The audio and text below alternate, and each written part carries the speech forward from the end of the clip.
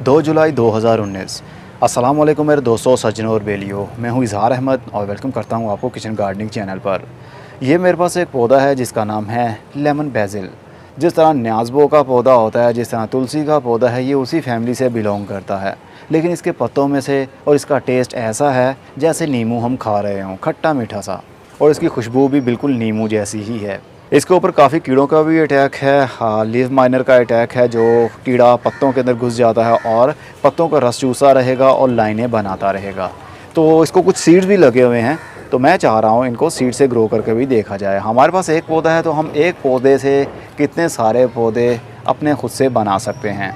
Seeds लगाते जाएंगे और पौधा ग्रो करते जाएंगे। बेसिल हो, तुलसी हो, न्याज़बो हो, ये सारे के सारे पौधे गर्मी के दिनों में ग्रोथ करते हैं। सर्दी के दिनों में इनकी कंप्लीट ग्रोथ रुक जाती है।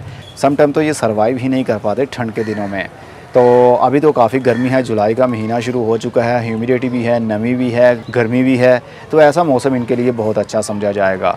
इसकी सीडलिंग के लिए मैं एक ट्रे यूज़ कर रहा हूँ। मिट्टी की ये ट्रे है, इसके अंदर हम सीडलिंग करेंगे मिट्टी भरने के बाद। इसके लिए जो मिट्टी यूज़ कर रहा हूँ उसमें आधी कोकोपीट है और आधी ही मिट्टी, मतलब बालू मिट्टी है और आधी कोकोपीट।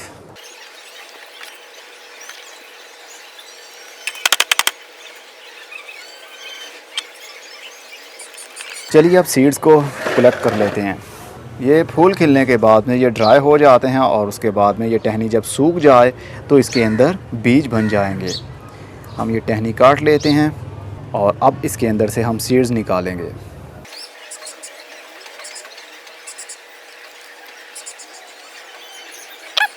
इसको थोड़ा सा हम मसलेंगे। ये कंप्लीट ड्राई हो चुके हैं तो इसके अंदर से सीड्स को निकालना काफ़ी आसान रहता है। ये देखिए हमारा एक बीज आ गया है। इसी तरह हम काले काले से बहुत सारे सीड्स इसके अंदर से निकाल लेंगे और उसके बाद उसको उगा लेंगे। तो ये देखिए एक छोटी सी हमने टहनी काटी और थोड़े से फूलों के अंदर कितने सारे बीज हमारे निकल आए। अब हम इसको उगाएंगे। इसी ट्रे के ऊपर, मिट्टी के ऊपर इसको स्प्रिंकल कर देंगे, फैला देंगे 1-1 इंच के गैप पर या 2-2 इंच के, जैसे भी आपको इजी लगे।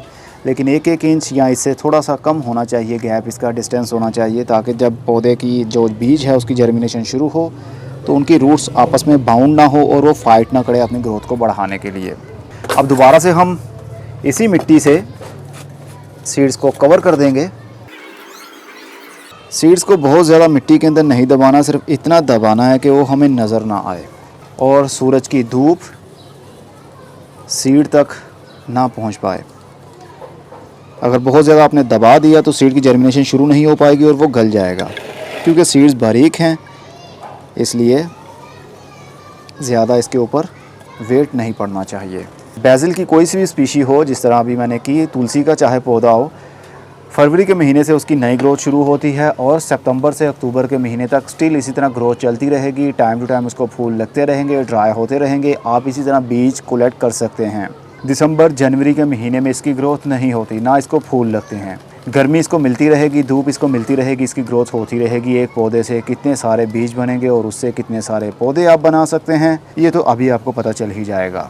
अब इसको मैं पानी दूंगा ट्रे वाले मेथड से, क्योंकि हम ऊपर से अगर पानी डालते हैं तो हो सकता है पानी का थ्रो होने की वजह से बीज अपनी जगह से हट जाए, इसलिए ट्रे वाला मेथड सबसे सेफ रहता है। ये ट्रे नीचे से ही पानी को लेगी और जब ऊपर वाले एरिया तक, ऊपर वाला सरफेस जो है वो हल्का सा नम हो जाएगा तो उसके बाद हम एक्स्ट्रा पानी निकाल देंगे और इसको अब रखेंगे हम शेडी एरिया में, जहाँ पर डायरेक्ट धूप ना आती हो। क्योंकि अभी बहुत ही गर्मी के दिन है, अगर हम फुल धूप में रखते हैं तो जल्दी ही मिट्टी ड्राई हो जाती है कुछ ही घंटों में। तो कंप्लीट मिट्टी ड्राई होने की वजह से सीड हमारे ख़राब भी हो सकते हैं, इसलिए शेडी एरिया सबसे अच्छा रहेगा। और बरसात के मौसम में अगर आप कर रहे हैं तो शेडी एरिया में रखिएगा ऐसी जगह पर जहाँ पर डायरेक्ट बारिश ना पड़ती हो। अगर डायरेक्ट इसके ऊपर बारिश पड़ेगी तो बारिश के कतरे गिरने की वजह से मिट्टी अपनी जगह से हिल जाएगी, तो सीड की जर्मिनेशन में प्रॉब्लम होती है। तो चलिए जल्दी से इनको जर्मिनेट करते हैं। 3 दिन बाद बेसिल के कुछ सीड तो जर्मिनेशन अपनी शुरू कर गए, ये देखिए, और एक ये वाला है और एक ये वाला। आहिस्ता आहिस्ता बहुत सारे सीड्स अपनी जर्मिनेशन शुरू करेंगे जो कि पौधों की सूरत लेंगे। बहुत ही बारीक सीड थे और बहुत ही छोटे छोटे से पौधे हैं, इसलिए कभी भी गलती से ऊपर से पानी का शावर मत कीजिएगा, नहीं तो ये छोटे छोटे से पौधे मिट्टी के ऊपर लेट जाएंगे। पानी और मिट्टी का कांटेक्ट होने की वजह से ये गल जाएंगे, इसलिए ट्रे वाला मेथड यूज़ कीजिए पानी देने के लिए। जब भी मिट्टी ड्राई होने लगे तो ट्रे के अंदर पानी डाल दीजिए, तो ये नीचे से ही मिट्टी पानी को ले लेगी। और इसको शेडी एरिया में ही अभी हम रखेंगे। तो चलिए इनको थोड़ा सा और बड़ा करते हैं। 8 दिन बाद बहुत सारे बीज जर्मिनेट हो गए और अब तो पौधे भी बड़े हो चुके हैं। हल्की हल्की मिट्टी को गोड़ी कर लेते हैं, क्योंकि बरसात के दिन हैं और मिट्टी के ऊपर ग्रीन काई आने लगती है, जो कि पौधों की ग्रोथ के लिए अच्छी नहीं मानी जाएगी। बहुत सारे सीड हमारे जर्मिनेट नहीं हुए, लेकिन कोई गम नहीं करना हमने, क्योंकि हमारे ये बिल्कुल मुफ्त के सीड्स थे जिनके थ्रू हमने ये पौधे बनाए हैं। बहुत जल्द ये ट्रांसप्लांटिंग के काबिल भी होने वाले हैं, और जैसे ही ट्रांसप्लांटिंग के काबिल होंगे तो आप लोगों के साथ शेयर करूंगा। चलिए जल्दी से इसको और बड़ा करते हैं। 19 दिन बाद अब हमारे काफ़ी सारे बीज जर्मिनेट हो चुके हैं और बहुत सारे पौधे अब ट्रांसप्लांटिंग के काबिल भी हो चुके हैं। कुछ पौधे अभी काफ़ी छोटे हैं, जो कि आहिस्ता आहिस्ता से अपनी ग्रोथ को बढ़ा रहे हैं, और जो बड़े हो गए हैं, जब 3 से 4 पत्ते ग्रोथ में आ जाएं तो पौधा ट्रांसप्लांटिंग के काबिल होता है। तो इनमें से हम कुछ पौधों को ट्रांसप्लांट करेंगे, वो भी ग्रो बैग के अंदर। ये छोटे वाला ग्रो बैग है 7 बाय 8 इंच का। 7 इंच का इसका ऊपर डायामीटर है और 8 इंच इसकी गहराई। इसके अंदर 3 हिस्से मिट्टी और 1 हिस्सा पत्तों की खाद मिक्स की है। तो चलिए इसको ट्रांसप्लांट कर लेते हैं। बरसात के दिन हैं, तो बरसात के दिनों में काफ़ी अच्छा भी रहेगा, जल्दी जड़ों को हवा नहीं लगती, पौधे मरते नहीं हैं।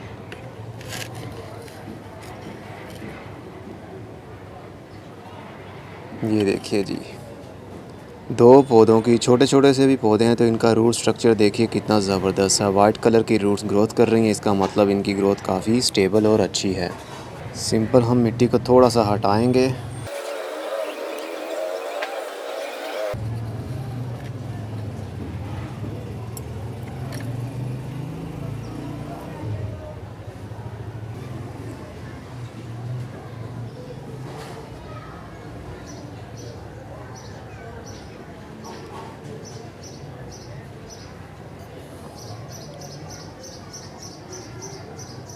मैंने 5 पौधे एक बैग के अंदर शिफ्ट कर लिए हैं, तो 5 पौधे ही हमारे पास काफ़ी हैं, और 5 पौधों से मैं बहुत सारे पौधे और भी बना सकता हूँ।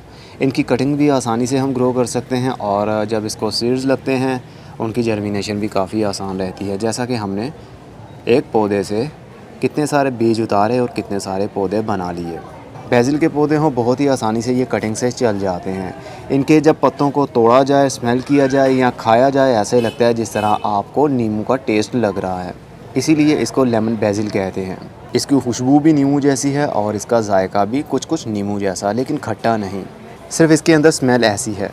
अब इसको हम चाहें तो फुल धूप में भी रख सकते हैं। बेसिल के पौधे जितने भी हैं उसको फुल धूप ही अच्छी लगती है, और सर्दी के दिनों में इनकी ग्रोथ थम सकती है, इसलिए आपने घबराना नहीं। अगर सर्दी के दिनों में इनकी ग्रोथ स्टेबल नहीं रह पाती, पत्ते गिर जाते हैं, तो इनको पानी आपने नहीं देना। और अगर सीड्स लगे हों तो उनको हार्वेस्ट करके स्टोर कर लें। जैसे ही बाहर के दिन शुरू हों, फरवरी के महीने में आप या मार्च के महीने में आप इनकी सीडलिंग फिर से कर सकते हैं, तो आपके पास ये पौधे कभी ख़त्म नहीं होंगे। उम्मीद करता हूँ आपको अच्छे से पता चल गया होगा कैसे हमने इसके सीड्स को हार्वेस्ट करना है और कैसे हमने इनकी सीडलिंग करनी है, और कितने दिनों में हमें ये इतना अच्छा रिज़ल्ट मिला। अभी बरसात के दिन हैं, बरसात के दिनों में भी आप इसकी सीडलिंग कर सकते हैं, लेकिन सीड्स लगाने के बाद में वो गमला आप बारिश में मत रखिएगा, बल्कि किसी ऐसी जगह पर रखिए जहाँ पर बारिश के कतरे ना आते हों। अगर बारिश का पानी पड़ता रहेगा तो सीड अपनी जगह से हिल जाते हैं, जिसकी वजह से वो जर्मिनेट नहीं हो पाते। अब मैं चलता हूँ, खुद हाफिज़, good bye, see you and tata, और अपना बहुत सा ख्याल रखिएगा। और हो सकता है कुछ दिनों के लिए इनके पत्ते झुक जाएं, लटक जाएं, ऐसे लगे जैसे ये मर गए हैं, क्योंकि आफ्टर ट्रांसप्लांटिंग हमें ऐसा लगता है जैसे वो पौधे मर गए, लेकिन नई जगह पर उनकी रूट्स सेटल होने लगती हैं और दोबारा से ग्रोथ करने लगती हैं।